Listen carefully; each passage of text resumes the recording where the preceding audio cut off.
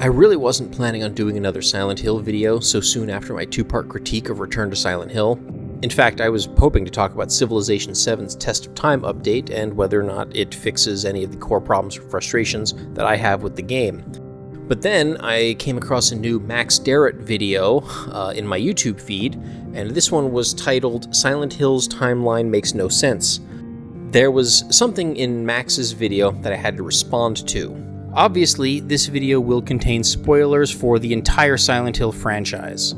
As for that Return to Silent Hill critique, I was not able to easily modify the video such that YouTube's copyright wouldn't ban it in all countries except for the US, so for now it remains a Patreon exclusive. All paid members can view it, or you can make a small one-time contribution to unlock that post only. This isn't how I wanted to do things, but, you know, YouTube's flagrant violation of content creators' fair use rights forced my hand. As for the timeline of Silent Hill, I had attempted to resolve the exact same problem that Max Derrat addresses on my blog over a decade ago. Gosh, I can't believe it's been that long. It was a clusterfuck then, and it's only gotten worse as new games have further confounded the timeline, not to mention a remake of Silent Hill 2 that adds in all this time loop thing that was at best a fringe idea in the past, but now it's essentially canon, I guess. So, thanks for that, Bloober. Max Derrat follows a very similar method as I did a decade ago and uses almost all of the exact same evidence and comes to mostly the same, or at least a very similar conclusion as to what I had. So I won't spend time rehashing all the evidence and reasoning here. Feel free to read my original blog post and definitely watch Max Derrat's video. Both will be linked in the description. I had actually considered making a video adaptation of my original Silent Hill timeline blog post, the same way that I've done some video adaptations of some of my old Silent Hill blogs, but I just hadn't gotten around to it yet, and this gave me a perfect opportunity to talk about the subject matter, and now I feel like I don't really have to make an entire video to go over all of what I had done in the blog, because Max Derrat already covers pretty much most of it. So again, watch his video, read the blog, and where things differ, that's what I'm going to talk about now. But first, I do want to say that Max Derrat always does great work with his Silent Hill analyses, and he's actually far more knowledgeable about the occult inspirations and symbolisms of the games than I am. He actually seems to be educated in occultism, although I think it's all self-taught. I don't think he has any degrees in the subject matter, at least not that I'm aware of. Maybe he does, I don't know. But I'm definitely just a layman on the subject. So my analyses are usually based almost entirely on the literal text of the games and contextualized by what little I know about the game's inspirations and real-world occultism. So Max's reasonings and conclusions in his timeline video are largely spot on, as usual. He has some evidence that I had missed in my blog, such as the original manufacture date of Sybil's Smith & Wesson handgun. I had some evidence in my blog that Max missed or omitted in his video, such as references to some pop culture and movie stuff that was in the first Silent Hill game in particular. Funny enough though, while I was thinking about this after watching his video, I realized that both of us missed a core piece of evidence for the date of Silent Hill 2 in particular, which is the commercial availability and affordability of VHS cassettes and camcorders, handheld camcorders. While VHS has existed since the 70s, recordable VHS cassettes and handheld camcorders did not come out until the mid-1980s and didn't really become affordable to the middle class until the late 80s and early 90s. This casts a lot of doubt on Masahiro Ito's assertions that Silent Hill 2 was planned to be set in the late 70s or early 80s, as the video cassette tape and the handheld camcorder that presumably was used to record it likely would not have been available or affordable to James and Mary until almost a decade later. Also, Bloober's remake made the Silent Hill 2 chronology way more complicated due to the aforementioned time loop theory. One of the pieces of evidence that Max brings up is a printed receipt that comes out of a store cash register in the remake. This receipt lists a date of the 5th of September 1993. Max concludes that this implies that Silent Hill 2 Remake likely takes place sometime after 1993. But he seems to forget that Bloober also introduced the 20-year time loop possibility. If the 1993 receipt represents the current year, after James has been trapped in Silent Hill for 20 years, then that would imply that the actual date of the original Silent Hill 2 was more like 1973, which is consistent with Masahiro Ito's claim that the original game was intended to take place in the 70s. So, once again, thanks for that, Bloober. Personally, I don't take the 20-year time loop idea very seriously. Instead, I believe that the "you've been here for 2 decades" photo puzzle solution is more of a reference to us fans, and perhaps Bloober themselves, being obsessed with the game for over 20 years. So just like Max, I am going to dismiss that possibility, since as far as I'm concerned, it directly contradicts other evidence that leads to a timeline that I think is as sensical as any Silent Hill timeline is likely ever going to be. But Max and I are in complete agreement on the date of Silent Hill 2 as being 1994-ish, and for almost entirely the same reasons. We also agree on the concrete information that there is 17 years between Silent Hill 1 and Silent Hill 3, obviously, and roughly 10 years between Silent Hill 2 and Silent Hill 4. We also both agree that visual evidence within Silent Hill 1 puts a hard cutoff of 1987 for the year that the game takes place, and we also agree that Silent Hill 2 takes place sometime after Silent Hill 1, despite what Masahiro Ito has said on the subject.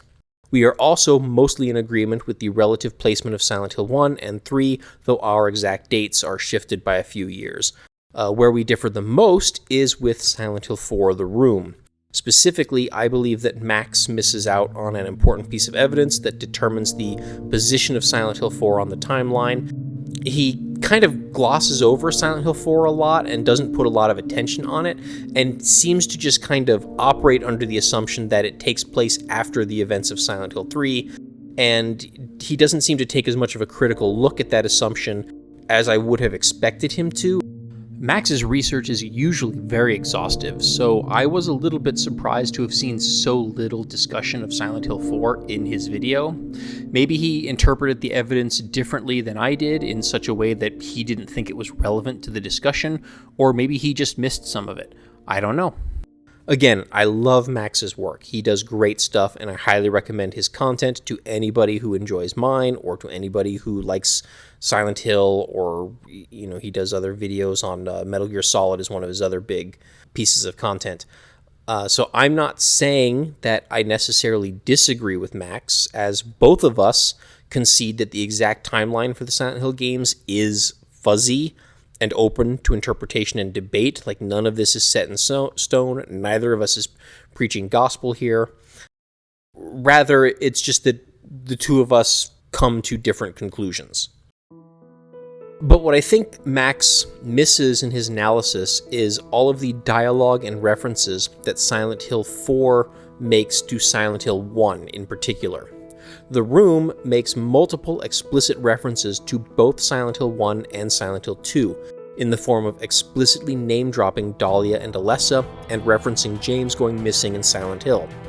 But any references that The Room makes to Silent Hill 3 are, as far as I can tell, tenuous, and could just as easily refer to Silent Hill 1.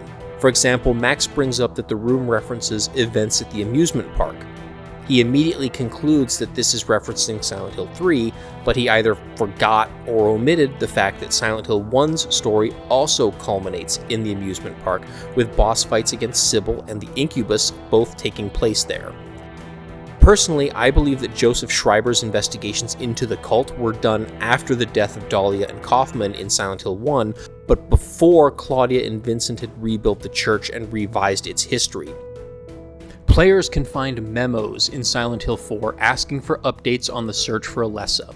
Having already played Silent Hill 3, it's easy to assume that these memos are probably written by Claudia and addressed to maybe Douglas? I don't know. But no author or recipient is given in these documents. But the fact that it also asks about Walter's progress implies that it was written while Walter was still a child, learning the 21 Sacraments ritual, and that is either written by or addressed to Dahlia. The fact that The Room explicitly name-drops Dahlia in secret dialogue further implies that this memo is about Dahlia's search for Alessa and not Claudia's search. After all, why would Claudia be asking for a progress report on Walter, especially if the memo is addressed to Douglas? Douglas wasn't tasked with finding Walter. In fact, Walter should have been long dead by the time Claudia hires Douglas to find Heather. So to me, this document is clearly unequivocally about Dahlia's search for the other half of Alessa's soul. Furthermore, I believe that the reason that the Hope/Wish house is abandoned is because of the deaths of Dahlia and Kaufman. Claudia doesn't believe in or care about the 21 Sacraments, since she is 100% on the Heather will birth God bandwagon. So she has no reason to rebuild the orphanage. There is one big question mark, though. When was this document written? Was it written around the time that Dahlia first meets Walter, when he was like 6 or 7, the age that we see him presented as a young child in the game? If so, that would be within 7 years before the events of Silent Hill 1, since it also asks about the search for Alessa and must be after her soul split occurs. That would mean that Walter is at most like 13 years old when he commits the 21 Sacraments murders, and I don't think that's realistic. If Dahlia first met Walter before Alessa was even born, on the other hand, and had been grooming him for years prior to the events of Silent Hill 1, then he would be much older by the time he commits the murders, probably in his 20s. I believe that this is the case. I believe that Walter ages out of the orphanage and then spends time living as a young adult in Ashfield when he commits the murders over the course of several months or years in either his late teens or early 20s.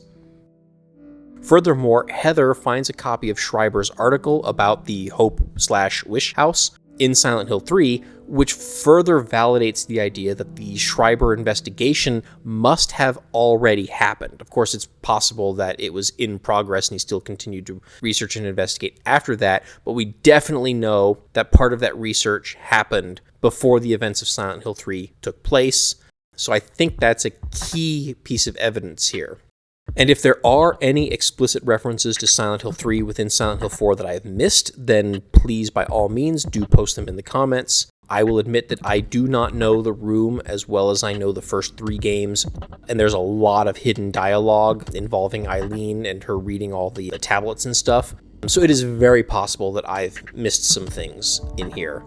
But in lieu of such evidence, I would like to submit to my viewers and also to Max's viewers and to Max himself if he happens to see this. And if you are watching this, Max, hi there, big fan, definitely keep up the good work. I submit that Silent Hill 4 may not make any references to Silent Hill 3, and the most likely explanation for this is that none of the characters in the room are aware of any of the events of Silent Hill 3, and I think the simplest explanations for why nobody would be aware of those events would be that they hadn't happened yet. My conclusion, therefore, which differs from Max's, is that I think Silent Hill 4 may well take place before Silent Hill 3. This one change also allows Silent Hill 1 and Silent Hill 3 to be shifted on the timeline as well. Since I believe that James and Mary's holiday at the Lakeview Hotel occurred before the events of Silent Hill 1, that Mary's illness began during that holiday, that her illness lasted about 3 years, and that Silent Hill 2 takes place after Silent Hill 1. I place Silent Hill 1 and 2 within 3 years of each other on the timeline, so I placed the first game in 1991 instead of the 1987 where Max places it.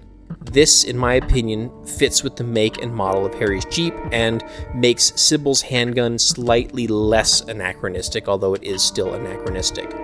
That then puts Walter's first string of murders roughly contemporary with James and Mary's holiday, and it puts Silent Hill 4 roughly 10 years after Silent Hill 1 in or around 2001. This then also pushes Silent Hill 3 out to 2008, which would be right at the cusp of the smartphone revolution, making the lack of smartphones, laptops, tablets, and flat-screen TVs in that game still seem reasonably plausible. After all, Silent Hill 4 somewhat acts as an origin story for Silent Hill. A lot of that game is focused on an exploration of the 21 Sacraments, which sheds light on what the cult's original plans for birthing its god might have been before Dahlia realized that she could use her psychic daughter as a vessel for birthing the god. So it almost makes sense that Silent Hill 4 would be a prequel to one of the other games in that sense, if not to the entire series, but obviously it's not a prequel to the entire series because it makes explicit references to the first 2 games. In that same vein, Silent Hill 3 does very much feel like a conclusion to the series' story as a whole. It fairly conclusively wraps up the Alessa storyline that was the through line of the entire series, and it seems to put the final nail in the coffin of Silent Hill's cult, killing off all of its remaining leadership and leaving it with no remaining clear-cut way to resurrect its god. In fact, this, I think, is a big reason why Homecoming decided to make itself about a splinter group. The cult of Silent Hill was thoroughly dead after Silent Hill 3. In this context, it makes sense for Silent Hill 3 to fall at the end of the timeline of the original quadrilogy, acting as a capstone for Team Silent's story. With all of this additional information and context in mind, I think a more critical reevaluation of the room's placement on the timeline is certainly in order, and that it should not be assumed to take place after Silent Hill 3 simply because it has a 4 in its title and because it released after Silent Hill 3. Max, if you are watching this, I would definitely be interested to hear if you have a response of any kind. Did you find something I missed that definitely put Silent Hill 4 after Silent Hill 3? If so, I would love to hear about it. In any case, I hope that everyone enjoyed this. Maybe now I can get around to working on that Civ 7 video before Firaxis releases another update that blows up the whole game and fundamentally changes it. In the meantime, be sure to also check out Max's channel, and thanks as always for watching, or as Max would say, stay yellow.